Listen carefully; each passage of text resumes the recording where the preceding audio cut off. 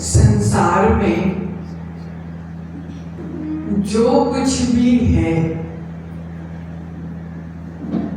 संसार में जो कुछ भी है, कुछ भी नित्य नहीं है, अनित्य है।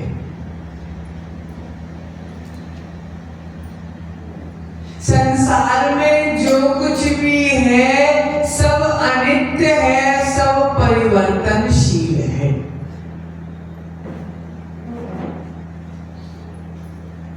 ये बात तो सबको पता है, लेकिन स्वीकार नहीं। जब तक संसार की वस्तुएं, संसार की जितने भी चीजें हैं, जितनी भी सामग्री है, कुछ भी एक सी सदा रहने वाली, ना ये मकान सदा एक सा रहने वाला है, ना ये दुकान सदा ऐसी रहने वाली है, ना ये गाड़ी, ना ये बंगला, ना स्वयं का शरीर भी एक सा रहने वाला। जवानी से बुढ़ापा आ गया, बचपन से जवानी आ गई और जवानी से बुढ़ापा और शरीर ने साथ छोड़ दिया। एक समय था जवानी का जब 100 किलो एक साथ उठा लिया करते थे और आज एक पानी का गिलास भी उठाने में असमर्थ हो गया जी। प्रिय आत्मन, जो शरीर 24 घंटे हमारे साथ रहता है, जिसको 24 घंटे हम खिलाते हैं, जिसको 24 घंटे दवाइयां दे रहे हैं,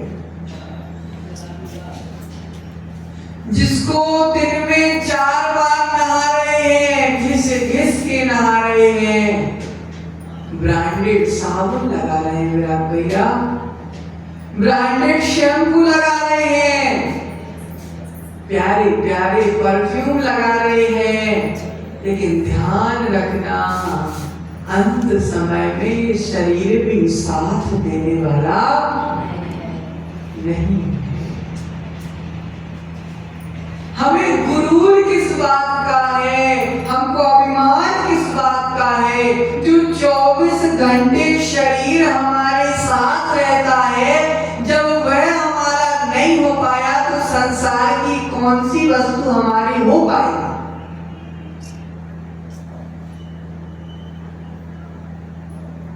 प्रियतमन विराट भैया, nothing is permanent in this world, everything is temporary in this world, कुछ भी परमानेंट नहीं है, सब परिवर्तनशील है।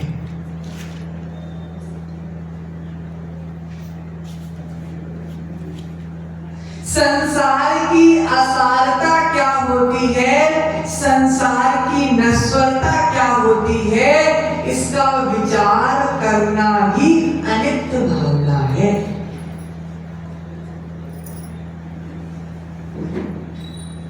जिस मकान को शुद्ध भैया, ये धर्मशाला 2004 में जब आपने बनवाई थी, तो क्या धर्मशाला की स्थिति 2024 तक भी उसी स्थिति के समान है कि बदल गई? जिस मकान को आपके दादाजी ने बनवाया था, उस मकान की स्थिति उस समय जैसी है कि बदल गई? गाड़ी को भी अगर सर्विसिंग ना दी जाए तो विराट भैया वो भी जाम हो जाती है। गाड़ी को सर्विसिंग ना दी जाए तो वह भी जाम हो जाती है। उसी प्रकार धर्म की सर्विसिंग अगर जीवन को ना दिया जाए तो जीवन जाम हो जाता है। बीच बीच में धार्मिक आयोजन होना चाहिए। बीच बीच में अगर धार्मिक आयोजन होते रहता है तो ये आयोजन हमारे जीवन की सर्विसिंग करता है, जीवन में धर्म का संचार करता रहता है और जीवन धर्म से जुड़ा रहता है। प्रियतम, जब कुछ भी नित्य नहीं है तो उस अनित्य को नित्य मानना ही तो संसार में भटकने का सबसे बड़ा कारण है।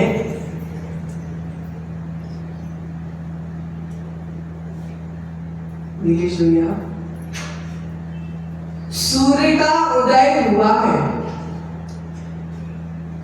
सूर्य का उदय हुआ है अस्त होने के लिए। सूर्य का उदय हुआ है अस्त होने के लिए, इसलिए संसार में जिस प्रकार सूरज का उदय हुआ है तो अस्त होना निश्चित है। सूर्य का उदय हुआ है तो अस्त होना निश्चित है। उसी प्रकार संसार में जितने भी संयोग मिले हैं उन सब का वियोग होना निश्चित है।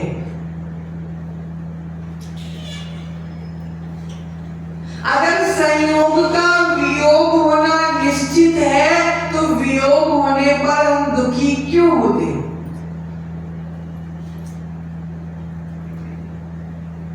जन्म हुआ तो मरण होना निश्चित। जन्म होने से पहले भी सबको पता है कि जिसका जन्म हुआ है उसको मरना पड़ेगा, लेकिन जब वह मर जाता है तो फिर हम रोते क्यों हैं? मरने वाला तो दूसरी गति में पहुंच के आनंद मनाता है, तो संसारी प्राणी रोगी अपना भाव खराब करता है। अगर उस जीव के भीतर, जिस जीव के भीतर अनित्य भावना का चिंतन आ जाता है, वह जीव जीवन में कभी दुखी नहीं हो सकता। अनित्य भावना का चिंतन करने वाला जीव कभी जीवन में दुखी नहीं हो सकता। व्यक्ति पूछते हैं कि जीवन में दुख न आए उसका क्या कारण है, तो जिनवाणी कहती है कि जीवन में दुख न आए तो जीवन में सम्यक दर्शन को ले आना, तो जीवन में दुख कभी आने वाला।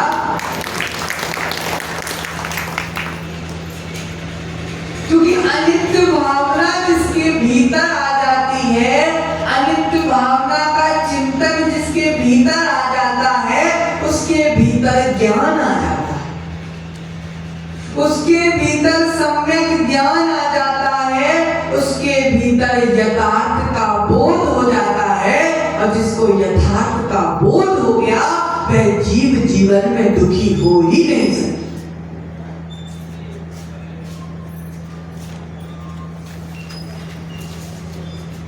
सावन का महीना चल रहा है। सावन का महीना हर दिन नहीं आता। सावन का महीना हर दिन नहीं आता। जवानी एक बार चली गई, बुढ़ापा आ गया, तो वह जवानी वापस लौटकर नहीं आती। उसी प्रकार जो जीव का जन्म हुआ है उसका मरण भी हो जाता है, और हम रोते हैं। क्योंकि हम नहीं रोते हैं, हमारा राग रोता है। हम नहीं रोते, हमारा मोह रोता है। जिस जीव से हमें द्वेष हो वह मर भी जाए तो एक आंसू नहीं निकलता। क्यों? वो भी तो मरा ना। उसके मरने पर दुख क्यों नहीं है? क्योंकि उसके प्रति राग नहीं है। जिसके प्रति राग होता है, जिसके प्रति मोह होता है, वह राग रोता है, मोह रोता है, और हमको भी रुलाता है। किसी की मृत्यु पर हम नहीं रोते, हम बाद में रोते हैं। हमारा राग पहले रोता है, और वह राग इतना बुरा होता है कि वह स्वयं रोता है और जीव को भी रुलाता है। और वह राग इतना खतरनाक होता है कि इस भव में तो रुलाता है, और वह राग भव भव में भी रुलाता है।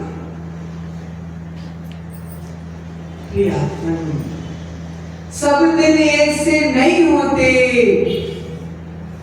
सेवक को स्वामी बनने में समय नहीं लगता। सेवक को स्वामी बनने में समय नहीं लगता, और स्वामी को सेवक बनने में समय नहीं लगता। श्री कृष्ण के जीवन को देखो, श्री कृष्ण की सेवा करने के लिए 16,000 बहरानियां थी। मेरा भैया 16,000 महारानी सेवा करती थी श्री कृष्ण की।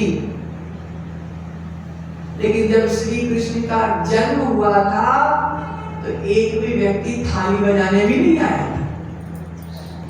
जब श्री कृष्ण का जेल में जन्म हुआ था तो एक व्यक्ति भी थाली बजाने नहीं पहुंचा था। जिस व्यक्ति के जन्म के समय कोई थाली बजाने नहीं पहुंचा, लेकिन आगे का जीवन पुण्य के प्रभाव से जीवन भर आगे पीछे बैंड बाजी बजते रहे।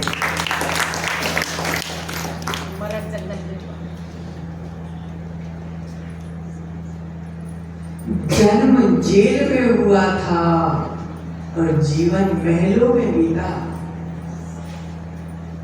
जन्म जेल में हुआ था और जीवन महलों में बीता, क्योंकि सब एक से नहीं। श्री कृष्ण जिन्होंने जीवन में कभी एक तिनका नहीं उठाया,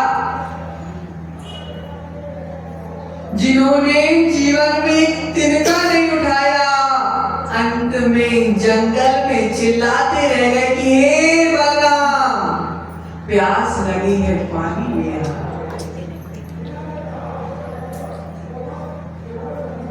जिन्होंने तिनका नहीं उठाया, लास्ट में क्या चिल्ला रहे श्री कृष्ण, हे बलराम प्यास लगी है, पानी ले आ। बलराम ने बोला भैया वृक्ष के नीचे बैठो, मैं ढूंढता हूं पानी। प्रियात्मन, क्योंकि दिन बदलने में समय नहीं लगता, इसलिए अगर हम अभिमान के साथ जीवन जिएंगे, अभिमान के साथ अपने जीवन को यापन करेंगे, थोड़ी सी सुविधा क्या मिल गई, हमारी छाती चौड़ी हो जाती है। थोड़ी सी घर में पैसे क्या हो गए, हम सामने वाले से सीधे मुंह बात नहीं करते। प्रियात्मन, जिसने धन को लेकर, संपत्ति को लेकर, रिश्तेदार को लेकर, मकान, गाड़ी, अचेतन सामग्री को लेकर गुरूर किया, ध्यान रखना वह गुरूर एक दिन तुम्हें मिट्टी में मिला देगा। क्योंकि अभिमान की अग्नि एक ऐसी अग्नि होती है जो व्यक्ति को जीते जी जला देती है। अनित्य भावना वही बोल रही है कि जब कुछ भी एक सा रहने वाला नहीं है, आज लक्ष्मी तुम्हारे घर में आ गई है तो तुम अभिमान मत कर बैठना, क्योंकि लक्ष्मी को आने में समय नहीं लगता और लक्ष्मी को जाने में भी समय नहीं लगता। प्रियात्मन, जिस धन के पीछे तुम धर्म को ठुकरा रहे हो, जिस संपत्ति के पीछे तुम धर्म को ठुकरा रहे हो, ध्यान रखना, जिनवाणी कहती है कि पूर्व में तुमने धर्म किया है, उसका फल आज का धन है। पूर्व का धर्म आज तुमको धन दे रहा है और तुम धन के लिए धर्म को ठुकराओगे तो ध्यान रखना, एक एक रुपए के लिए तरसना पड़ेगा। प्रियात्मन, राम का राग तो देखो, भाई के प्रति इतना राग था कि भाई मर गया, लेकिन कंधे में 6 महीने तक लक्ष्मण की लाश लेके राम घूमते रहे। राम लक्ष्मण को कंधे में लेके नहीं घूम रहे थे, राम का राग कंधे में लेके घूम रहा था। लेकिन जैसे ही राग की नींद से उठे, मोह की नींद से उठे, तो चुपचाप जाके अग्नि संस्कार कर दिया। क्योंकि उनको बोध हो गया कि प्राण तो निकल गए, शरीर किस काम का, आत्मा तो निकल गई, शरीर किस काम का। प्रियात्मन, इसी राग की मोह की नींद में हम सो रहे हैं, इसलिए हम रो रहे हैं। भैया, राग की नींद में सो रहे हैं, इसलिए हम रो रहे हैं। राग की नींद से उठोगे, वैराग के पानी से आंख धोगे, फिर देखना जीवन में सुखी सुख।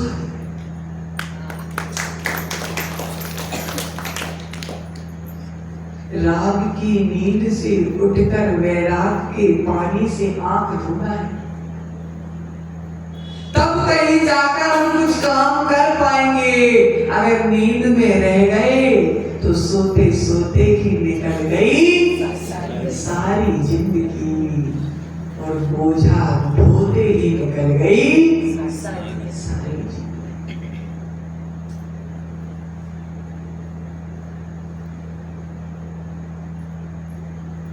गिरीश भैया, आकाश में इंद्रधनुष देखा हो, सबने देखा। रेनबो, विराट भैया रेनबो को देखते देखते देखते देखते वह कब आकाश में विलीन हो जाता है पता नहीं चलता। इंद्रधनुष को देखते देखते कब नष्ट हो जाता है पता नहीं चलता। उसी प्रकार हमारा जीवन है, ना जाने देखते देखते कब नष्ट हो जाए। राग करते करते कब नष्ट हो जाए, कषाय करते करते कब नष्ट हो जाए। इसलिए नष्ट होने से पहले जीवन को संभालने की आवश्यकता है। राग करते करते अगर जीवन अंत हो गया तो जिस परिणाम के साथ जीव मरता है उन्हीं परिणामों के साथ जन्म होता है।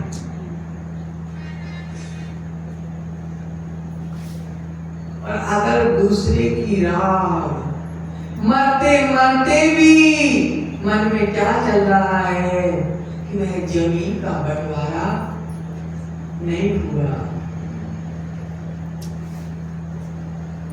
प्रियात्मन, प्राण चली जाए लेकिन जमीन नहीं जाना चाहिए।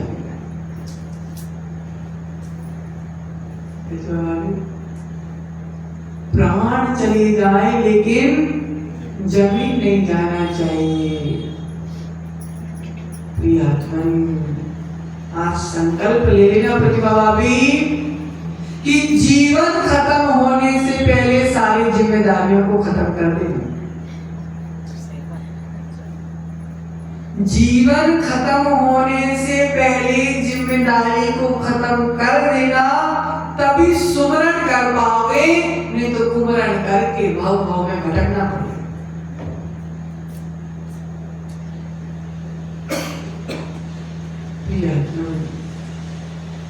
हमारा जीवन एक जल की बूंद के समान है। सूरज की रोशनी कब सुखा दे पता नहीं चलने वाला। हमारा जीवन तो एक कागज की पुड़ी के समान है, एक हवा लगी और उड़ गया। प्रियतम, कागज की पुड़ी, जीवन की पुड़ी उड़ने से पहले राग को उड़ा देना, नहीं तो जीवन तो उड़ने वाला है।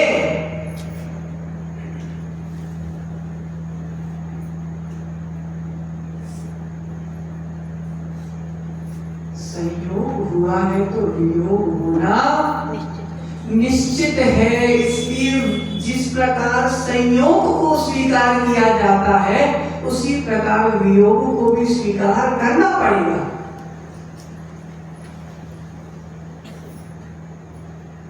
आचार्य विद्यासागर महाराज ने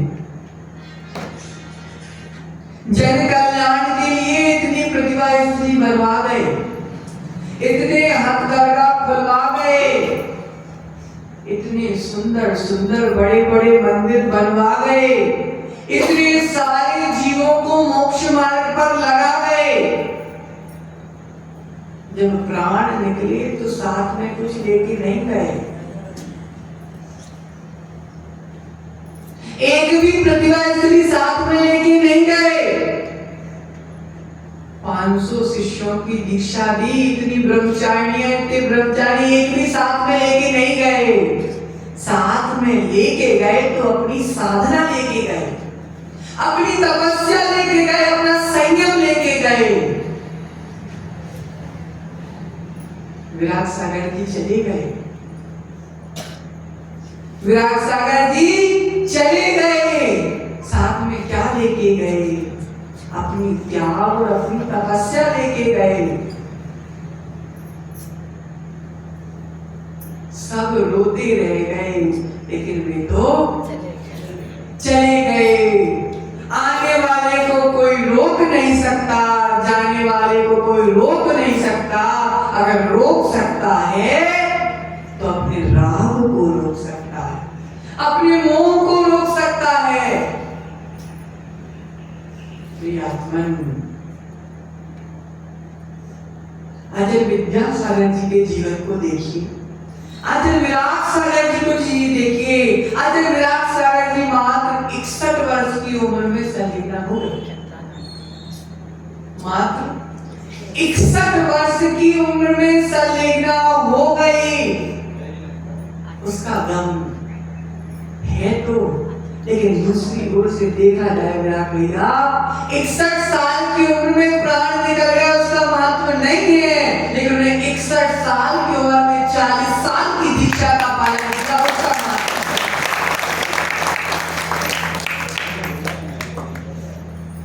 61 साल की उम्र का महत्व नहीं है, लेकिन 40 साल की संयम का महत्व। आचार्य विराट सागर विद्यासागर महाराज 69 साल की उम्र में चले, लेकिन उनके 69 साल का महत्व नहीं है, उनकी 55 साल की संयम का महत्व। हमारे शरीर का महत्व नहीं है, महत्व तो आत्मा का है।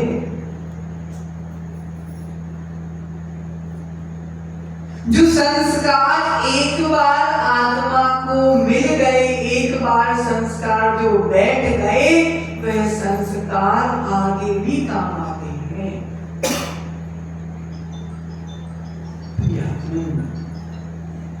ये अनित्य भावना हमको यही सिखाती है कि जो आया है वह जाएगा।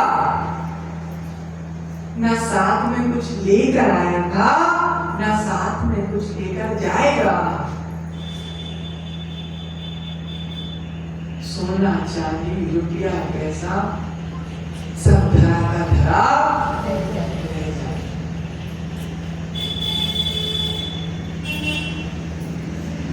ना बेटा साथ निभाएगा, ना बेटी साथ निभाएगी।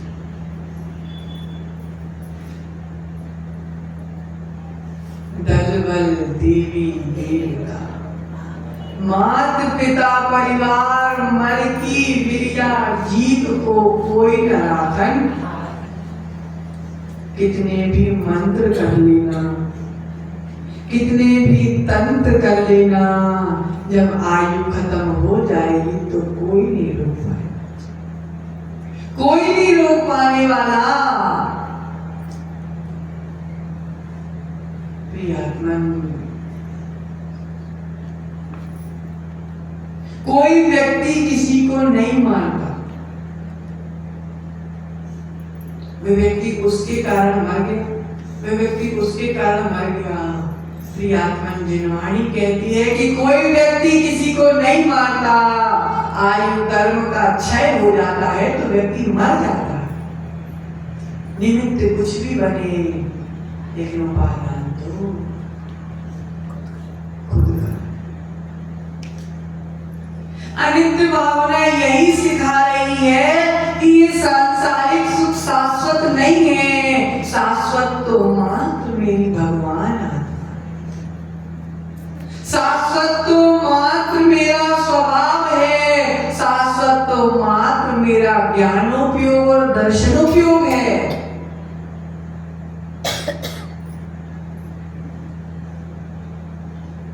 संसार में भटकने का सबसे बड़ा कारण है, काल कौन सा चल रहा है बिट्टू बाबा? पंचम काल। पंचम काल का नाम क्या है?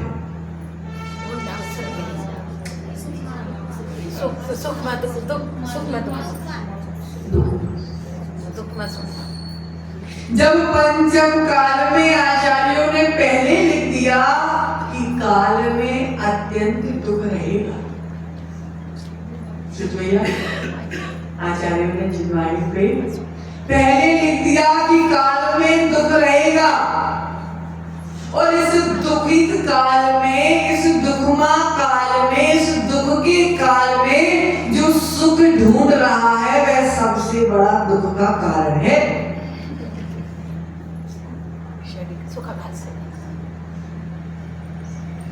नमक का स्वाद खारा है, नमक का स्वाद खारा है, लेकिन जो नमक में मिठास ढूंढ रहा है वह पागल है। नमक का स्वभाव ही खारा है और स्वभाव बदलने वाला नहीं है। उसी प्रकार संसार में दुख ही दुख है, और जो उसमें सुख को ढूंढ रहा है, मकान के माध्यम से सुख ढूंढ रहा है, गाड़ी के माध्यम से सुख ढूंढ रहा है, नाती पोते बच्चों के माध्यम से सुख ढूंढ रहा है, वह पागल है, पागल मूर्ख है।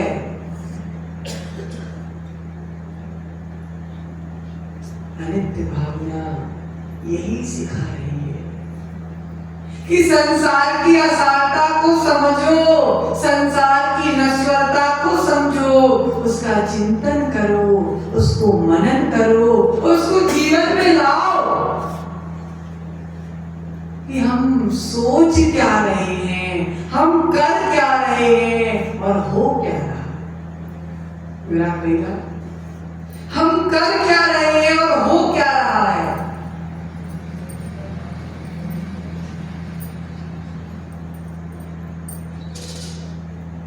क्षणिक सुख के लिए हम इतनी मेहनत करें, जो सुख नाश होने वाला है हम उसके लिए इतनी मेहनत कर रहे हैं। धर्म के माध्यम से शाश्वत सुख की प्राप्ति होती है, और संसार की भोगों की वस्तु के माध्यम से नश्वर सुख की प्राप्ति होती है। नश्वर सुख की प्राप्ति होती है जो सुख जैसे दिखता है लेकिन सुख नहीं होता, उस सुख का नाश होने वाला है।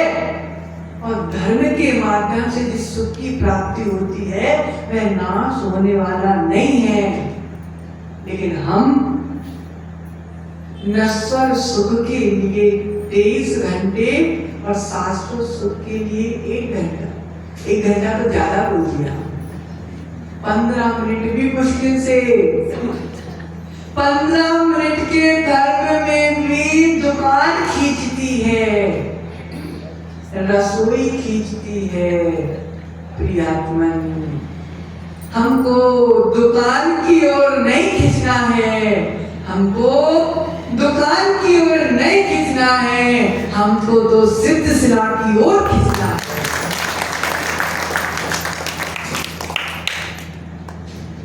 प्रियात्मन, 100 की बिक्री होना थी, 80 की हुई तो दुख हो गया। 100 की बिक्री होना थी और 80 की बिक्री हुई तो दुख हो गया।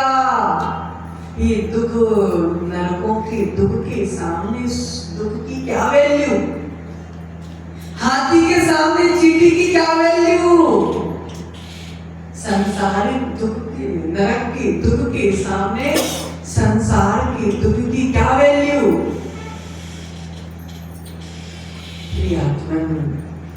हिरण की कहानी हमने सुना कि सबको, हिरण की कहानी नहीं सुनाई हमने। प्रियात्मन, कस्तूरी, एक कस्तूरी इतना सुगंधित पदार्थ होता है वह हिरण की नाभि में रहता है। कहाँ रहता है? नाभि में। हिरण की नाभि में कस्तूरी रहता है। उस कस्तूरी की खुशबू हिरण को आती है तो उस हिरण उस कस्तूरी को ढूंढने के लिए सारे जंगल में घूमता है, भटकता है, कूदता है, गिरता है, पड़ता है कि वह कस्तूरी कहीं से मुझको प्राप्त हो जाए। जंगल की इस कोने में कस्तूरी मिलेगी, जंगल के उस कोने में कस्तूरी मिलेगी। हिरण भटकता रहता है लेकिन वह कस्तूरी तो उसके नाभि में ही है। उसी प्रकार हम भी संसार में दुकान में घूमते हैं, मकान में घूमते हैं, गाड़ी में घूमते हैं, बच्चों में घूमते हैं, लेकिन वह सुख तो हमारी आत्मा में है और हम ढूंढ बाहर रहे। प्रिय आत्मन, आचार्य भगवंत कहते हैं कि शरीर अपना नहीं हो पाया तो अपना कौन होगा।